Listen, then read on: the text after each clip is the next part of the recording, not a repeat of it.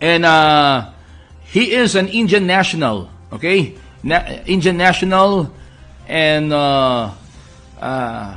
he lives in India. And the fact is, he has a flight today at around 11 a.m. So, atong paspasan, we have to make our interview brief and concise and understandable. So, makauban na to karon ang our guest for today is the business lead for Philippines and Northeast Asia. He is an agribusiness expert, and he understands agribusiness in Southeast Asia. For how many years? He studies the various lands, agricultural lands in Southeast Asia. Our guest for today, Mr. Seraj Ahmad. Sir Ahmad, good morning and welcome to our show, Strong Headlines and Views, 90.3 Strong Radio. Good morning to Strong Radio 90.3 FM, all the viewers and audience of Strong Radio. Okay.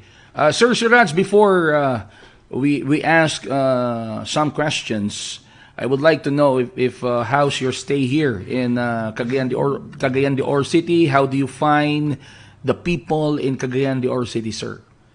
In fact, yesterday I arrived in the morning from Manila to Cagayan de Oro, and there was a meeting with Oro Chamber of Commerce with the high official delegates from Indian Embassy in the Philippines and the local chamber of Oro here. So it was a very, very big event in terms of the Indian business roadshow to have the Indian companies partnership with the Philippines and how best the Indian companies can support in terms of northern Mindanao, especially in the Cagayan de Oro region for the different sectors, especially in the agri-business sector, agrochemical sector, construction field, IT sectors, and also in the constructions and other sectors in terms of the overall development for the this region, northern Mindanao region, especially in Cagayan de Oro, because the government of Cagayan de Oro is very, very helpful in terms of supporting to the region to have better in terms of the investment and all this to improve the business and economy of especially in the Cagayan de Oro region. When I attended the forum yesterday, I observed that most of the presenters were on the field on agribusiness. Yeah. So I had this idea that most of you are experts on agriculture. So, sir, how do you find our agricultural land here in the Philippines and particularly in Cagayan de Oro City? Yes, Philippines is the agricultural economy and very, very potential in terms of the especially for corn and rice in terms of staple food. Almost in corn like 2.5 million hectare area cultivation in the Philippines. Like 1.2 is the white corn. If we calculate among 2.5, so 50% is white corn and 50% is the yellow corn. So yellow corn 1.25 million hectare. That is 90% is genetically modified corn and very, very much suitable in terms of the increasing the production and productivity all across the Philippines, especially in Mindanao. If we talk about Cagayan de Oro and yes, this region, it's very, very rich and very, very fertile, and farmers are really getting very high production and productivity, especially like if we see the example in Cagayan de Oro, Bukidnon, Malaybalay, and surrounding areas also like South Cotabato, North Cotabato, Maguindanao, and also in Sultan Kudarat, General Santos City, also some of the areas of the Davao. So overall Mindanao is a very, very potential in terms of the agriculture, especially for all the crops. Mindanao is not just restricted for one crop, is all the crop, even for rice, even for vegetable seeds, and also the sweet corn seeds also, the very potential here in the Mindanao. So as a agri-business experts, our responsibility and our job is to how to increase the income of the Filipino farmer. Yun. For that, we always say in terms of technology transfer program, like package of technology, the best of the best package of technology has to go to the farmers, so that farmers can follow on that technology and prove on his field itself that he can cultivate the highest yield, and neighboring farmers and fellow farmers from different barangay and municipality can be invited and showcase and see that the farmer is doing, and they can also adopt to extension of that program. So that should be the main key, especially in Cagayan de Oro area, to develop the agriculture of the farmers. Okay. So based on what you said, sir, you have found out that our agricultural land in Cagayan de Oro City is a potential land for all the crops, not only rice or some vegetables, but all the crops, given if there will be enough skills and trainings and technology that will be given to the farmers. Yes. The soil is so fertile, so rich, and this soil is suitable for all the crops, not restricted to just one or two crops. It's for all the crops, especially rice and corn is of course is one of the staple food and crop here in the Cagayan de Oro. But for the vegetable seeds as well as the sweet corn, the glutinous kind of corn, sweet corn, yeah, so that's also very much suitable. So like in the field of sweet corn and also the vegetable seeds, that can be Cagayan de Oro can be one of the city in the Philippines can develop and produce high quality sweet corn and high quality fresh vegetables that can be first priority, can be supplying in within the Mindanao and within the Philippines, and if it is going to surplus, that can be the export from Philippines to the neighboring countries like Hong Kong, Singapore, South Korea, Japan, because the Filipino farmers are very hardworking farmers, and they can prove themselves that they have the capacity and capability to increase the agriculture of the Philippines up to an export level, just not restrict to the domestic consumption. So you mean to say that Cagayan de Oro City, if given the skills, the trainings, and the technology, Cagayan de Oro City has the potential to be one of the food baskets, not only in Mindanao, but in the entire country, and it can also engage into export.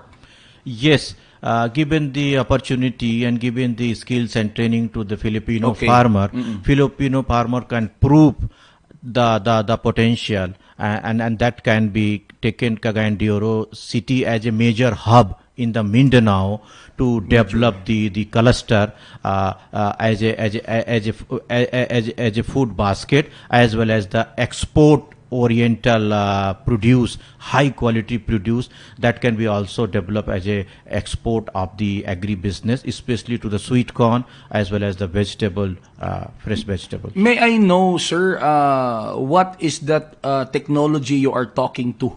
What is the name of the technology that could help increase our vegetable and rice production here in our country? I'm talking about the hybrid technology. That technology is like F1 seed. F1 means like for the first generation seeds. That seeds can be given to the farmers of hybrid of sweet corn as well as the vegetable seeds. Farmer can cultivate, and that will really give a very high yield as compared with the local seeds, conventional seeds.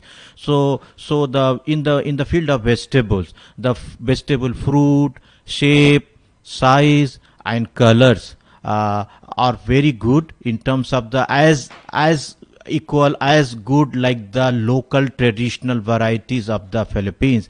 But the thing is, local varieties are really very old varieties that has gone prone to the disease pest occurrence more and more in the local varieties. Whereas if you compare with the hybrid technology F1 seed, those seeds are really high potential and developed by the scientists to give the highest level of the yield potential. So that will be more fruits per plant, there will be more fruits, more yield, and more advantage for the farmers to increase their income and the livelihood if they are going to adopt the hybrid vegetable seeds and hybrid sweet corn seed. Okay, so the farmers who are listening to us right now might be asking, Sir, how do we avail with that training and hybrid technology that you are talking to?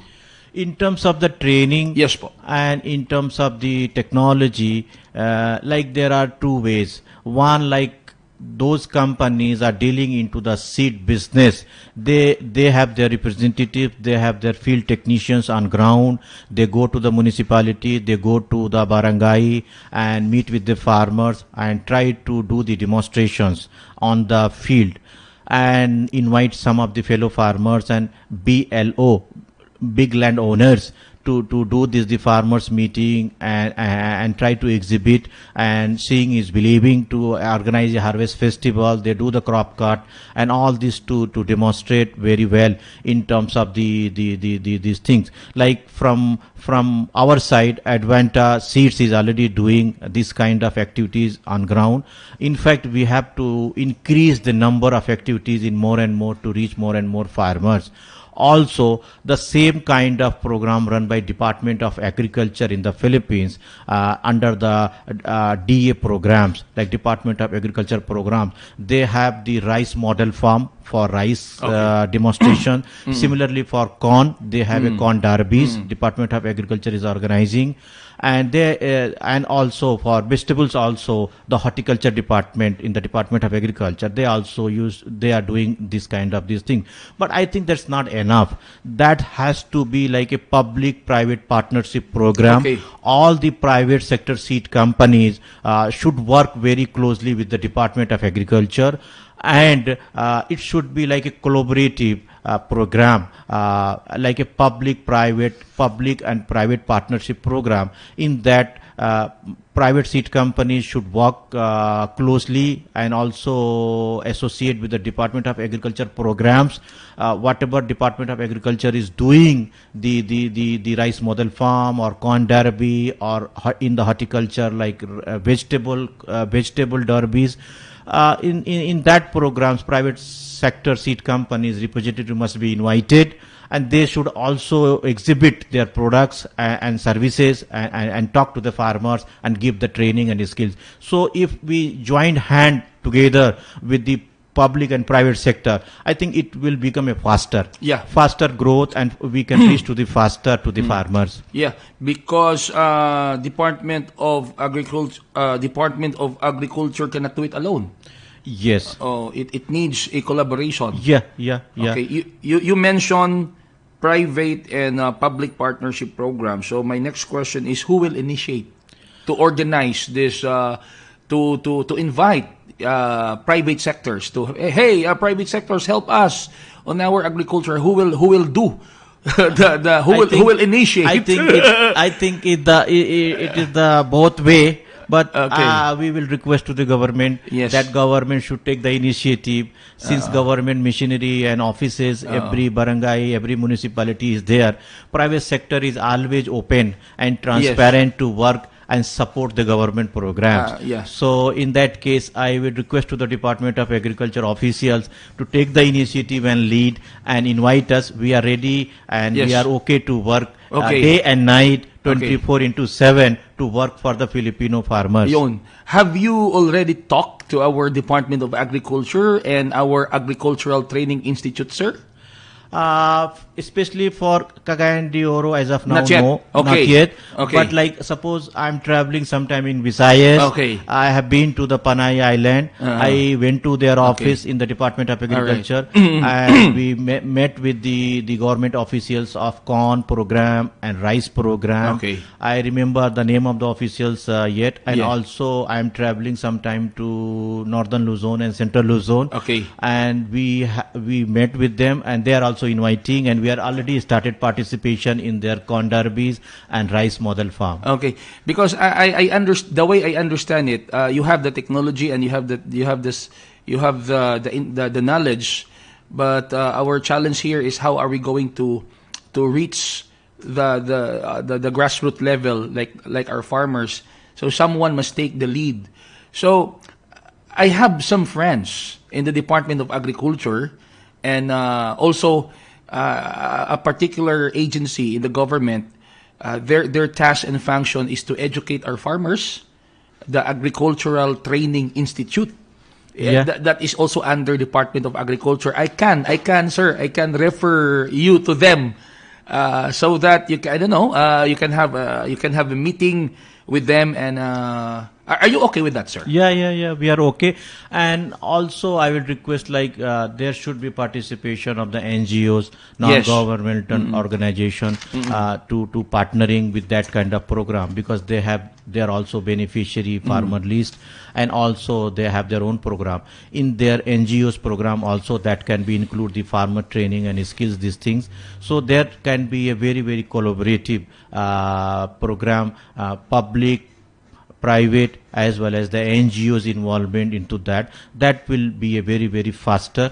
I think the main objective is reaching to the Filipino farmer and giving them the right technology, right skills, so that they can cultivate on their own field and they can exhibit a good production and productivity. And ultimately, the objective is to increase the income and prosperity of the Filipino farmer. Okay. Do you see in the near future that if our government will really take serious on this, in the near future our Filipino people won't have a problem on our rice production, sir? I think government is already working to increase the production and productivity of rice in the Philippines. Already, if we see the data, 1 million hectare already into the hybrid rice cultivation in the Philippines. So from last 5 to 7 years, if you see the performance and this thing, government is already working, and the hybridization is already covered under 1 million hectare. So we can assume and we can understand that this will go faster, and that can be converted 1.2 to 1.5 million hectare in near future. So that is supposed to be my next question. So we need 1.5 million hectares of rice farm in order to solve or to minimize the problem on rice shortage? I think yes. As of now, 1 million hectare is already into the hybrid rice seed cultivation in the across the Philippines. So if by 1.5, if we increase the under hybrid rice, that can be give the good situation for the Philippines in terms of the rice production. So you mean to say 1.5 million hectares of hybrid rice? Yeah. And as of now, how many? It's 1 million hectares. 1 million hectares of hybrid rice. Yes. Where is that located, sir? Across the Philippines. Across the Philippines. Like in the rice, if you see 4.8 million hectare, the total area of hectareage of rice in the country. Out of 4.8 million hectare, 1 million hectare into the hybrid rice. So if we increase it to 1.5, the production and productivity will automatically go up. And that can save us in terms of having a good food for rice, because as a Filipino, they eat rice 3 times a day. Yes, breakfast, we are a rice eater. Lunch, yes, and dinner, and even snacks sometimes. Even snacks sometimes. So that's will be key goal to how faster we can increase the hybridization, and that will really help in terms of increasing the production and the productivity of rice in the Philippines. So we only need 500 hectares. Yeah, yeah, 500,000. I mean, 1.5 yeah, 500,000 hectares. Okay. Do we have that here in the Philippines? 500,000 hectares? Yeah, because the area is 4.8 million Okay. hectare, Okay. just only 1 million hectare into the hybrid rice. Mostly in it's still- Luzon? I'm talking about across the Philippines. Okay. Across the Philippines. But if you see the rice is grown nationwide, not just one area. So in Mindanao especially, rice is also a very important crop. And Davao area, Davao, the southern Mindanao, I think southern Mindanao area, and also this Cagayan de Oro also suitable for rice, and most of the farmers are also cultivating rice here in the Cagayan de Oro. And also if we see other areas like Bohol, Western Visayas, in Visayas, and Leyte, Samar, as well as Nueva Ecija in Luzon, and like Isabela and Nueva Vizcaya. So all those area is really a rice potential area in the Philippines. Okay. Let's educate our listeners and let's make it simpler. How do we define hybrid rice cultivation? It sounds so technical from the point of views of our local farmers. What is that, sir? Hybrid rice Actually, cultivation. hybrid rice is like high and breed. It means like high yield. High yield. The seed many itself times? is like conventional varieties, the local varieties the farmers are using, traditional varieties. Minimum like 20% higher yield Okay. will come from the hybrid rice seeds. And this is not very technical, it's like very simple. In terms of the hybrid rice, the seed requirement is 15 kg per hectare. Okay. And one seed is also very important, like the seedling, the nursery raising, the one seed per hill have to transplant in the farmer's field. So like it should be like 15 into 20, like plant to plant it should be like plant to plant it should be like 15 centimeter one hill, and row to row it should be 20 centimeter. So that 15 kilo, only the 15 kilo seed is sufficient for cultivating 1 hectare of the land for rice, if we are using hybrid rice. Okay. But how secure our hybrid rice against pests? Yes, Insects. some of the hybrid rice is already having the blast resistance and the BLB, bacterial blight resistance. Some of the varieties are really very resistance already developed by the company scientists. And normal these things like normal spray of some of the insecticide has to do, and fertilizers normally like as usual we are giving in the traditional varieties, similar manner we have to do. And once the crop is ready, we have to harvest and we have to do the milling and all this processing the same way, not much difference. Only thing is like we have to be very specific in terms of the timely management of the agronomic stages of the crops, like irrigation, Okay. the fertilizers, giving some micronutrients, Okay. growth promoters like that, and then that's okay. And how about the timeline of harvest? The same duration. Same of the ordinary rice. Yes, like Okay. 110 to 120 days crop. But it's 20% higher. 20% higher. Who invented hybrid rice, sir?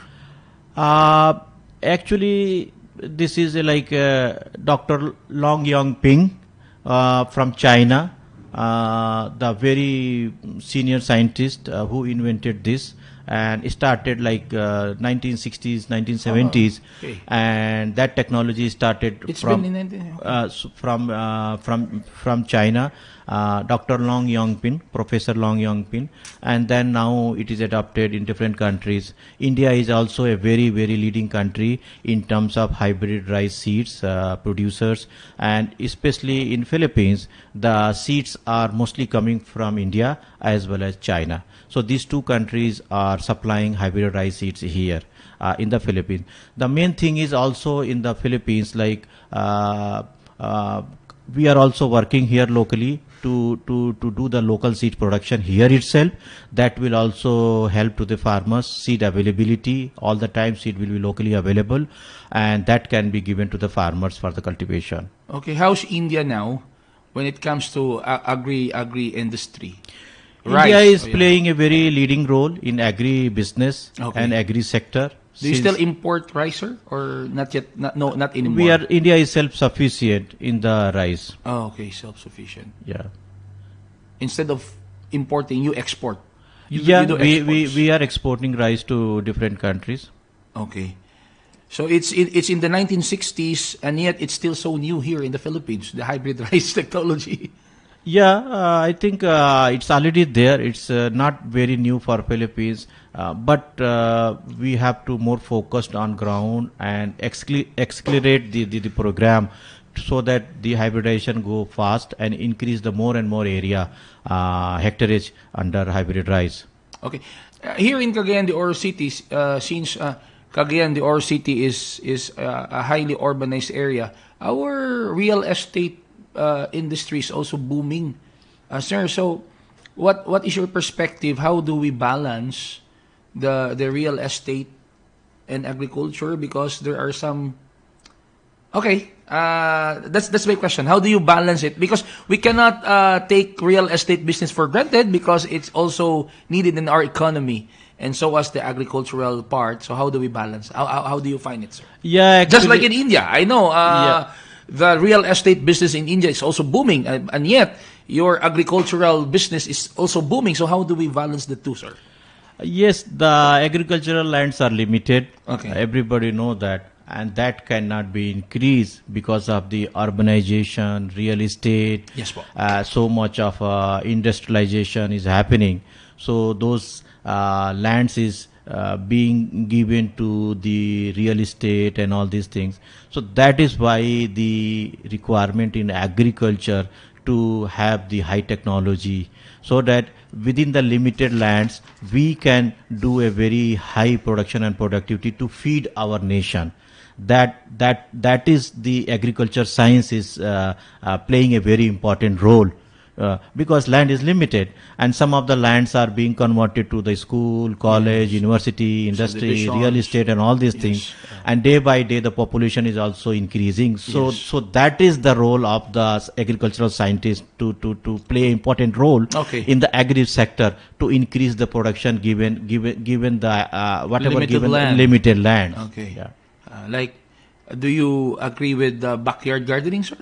Yes, of course. I could see it's very important, like in the provinces, in the barangay, in the municipality, even in the city also, kitchen gardening. Kitchen gardenings. Some in the pots, even in the pots also can we do the farming of like chili or some of the vegetable crops can be done in the balcony, in the pots, and they have in the backyards, they can just have some seeds, and that will help to support the kitchen in terms of, there is something shortage of chili, no need to rush to the market, the chili is available in the backyard. Yes. So just they can pick this thing and use immediately to making any dishes and all these things. So that's also playing a very important role. That has to be increase the urbanizational agricultural things in the city also. Most of the families can do this in terms of doing the backyard farming. Okay, sir, what's your advice? Because there is a recent study that our farmers in the Philippines are getting old because the young ones, like the sons and the daughters of these farmers, are no longer interested to do farming. They go to call centers and other industry except farming, sir. So personally, I find it threatening on our part because I am afraid the time will come we have no farmers anymore. So what's your advice, sir, to motivate the young people to engage in farming? My advice is like if you see in the pandemic time, everything is stopped. Yes. But agriculture does not stop because it's required everyday food, 3 times a day food. So agriculture is the backbone of the any economy, especially in the Republic of the Philippines. If you see, our Philippine economy is the agriculture economy. So my suggestion and my advice is to young professionals from BS, Bachelor Science in Agriculture, those who are graduating, they must follow the profession of agriculture and try to work in the agriculture sector only and serve to the Filipino farmer and give their support in the nation building. Is your group? Does your group have also a program with our Commission on Higher Education or our Department of Education to merge, and I mean to share your skills and knowledge and include it in our curriculum to motivate our students? Yeah, About as farming? an individual, I'm traveling all across the Philippines. Whenever I go and try to meet the young professionals like farmer sons or daughter, I try to encourage them to support their parents in terms of farming. And if they are into the BS in agriculture graduate, try to say them to be a agriculturist and work in the field, because that's the area which has to be, not just you are working for yourself, you are really contributing your efforts and you are helping in the nation building, because agriculture is something, farmer is very important, because that's required food security in terms of having food for the proper. If suppose there will be shortage of the food, understand what will be the situation. Okay. So that will be like a food hunger. So in terms of the my request and my suggestion is for the young graduates in agriculture, they must follow their profession as a passion and support their parents and work in the agriculture. Okay, there last few questions. Probably there are some private sectors or organization of farmers who are listening to us right now, and they might be asking, how will they reach you? Okay, if they want to learn more. Yes, sir. We have our Facebook page, Advanta Seeds Philippines Facebook page. They can go to that Philippines Advanta Seeds Avanta Seed Philippines Facebook page, and they can like and they can give their comments and suggestions. We will come back to them. Okay, Avanta Seeds Philippines. Their website is avantaseeds.com. O pwede po ninyo silang ma-search sa Facebook. Yeah, Facebook also, Advanta Seeds Philippines. Okay. So most of the inquiries, most of the things coming in our Philippines Facebook page, what Advanta Seeds is doing in the Philippines on ground, Okay. like farmers meeting, harvest festival, Yes. Ricorida campaign, whatever these things are there, we are posting in that, and anybody can go and see and can reach out to us. Avanta Seeds. The spelling is ADVANTASEEDS. Avanta Seeds Philippines. Is it given for free, sir, or does the farmer have to pay? Facebook page is free. Okay. How about the training? A minimal amount of fees. In terms of training, like whatever we do, our farmers meeting and all this, that's free. That's from our side. Okay. We organize the farmers meeting in the barangays and the municipality. From our side, we are inviting the farmers and we are doing in a free. Okay. And if they're interested to acquire the hybrid seeds, how do we acquire them? That will be available through our dealers and distributors in the provinces and the Okay. municipality. That's not free. They have to go and they have to buy Advanta seeds, available seeds in the agricultural stores. Okay, is it available here in the city, Cagayan de Oro? In the Cagayan de Oro, as of now, we are extending our reach because our major focus was in Luzon and Visayas. Okay. Like you said, my yesterday presentation, I said we are extending our work in Mindanao. Okay. And by July and August, our vegetable seeds and sweet corn seeds will be Okay. available. We are going to launch in Mindanao, so that will be available. So you're looking for potential distributors, Yes, sellers for our hybrid seeds. we are looking forward Okay. to have a potential dealers and distributors in the municipality and the provinces Okay. to reach out our Yes, seeds to them, and from them it will go to the farmers. And the Oro Chamber of Commerce is also helping you with that. Very, very helping. We are getting support from Oro Chamber of Commerce, and very, very informative. And it was a very interactive session yesterday. And really, the Oro Chamber of Commerce is working very hard day and night to work for the agri sector in the region. Okay, so Sir Seraj Ahmad, thank you very much for having you here in my radio show. And our time is up. And before we go, I would like you to have your message to our listeners all over northern Mindanao, and most especially to our farmers. Sir. It is a great privilege to be part of the Strong Radio 90.3 FM. Thank you very much for inviting me. I would Anytime, say, sir. I would say maraming salamat po, and take care, stay safe, and Mabuhay. mabuhay, mabuhay. All right. Business lead for Philippines and Northeast Asia, agri-business expert, an Indian national, Indian businessman, Mr. Seraj Ahmad.